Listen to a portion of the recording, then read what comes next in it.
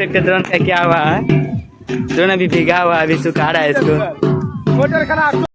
दोस्तों अभी छठ पूजा में लड़का का ड्रोन गिर गया है पानी के नीचे। अभी जा रहा है ड्रोन लाने के लिए।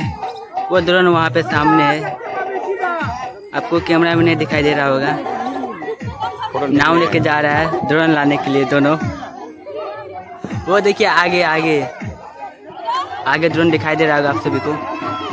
देखिए अभी भी घूम रहा है ड्रोन।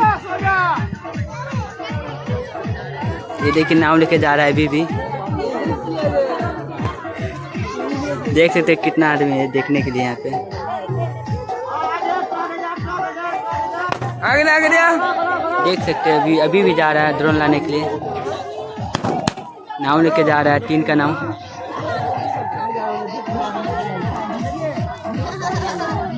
सकते ड्रोन का क्या हुआ है। ड्रोन अभी भीगा हुआ है, अभी सुखा रहा है इसको। मोटर खराब चलते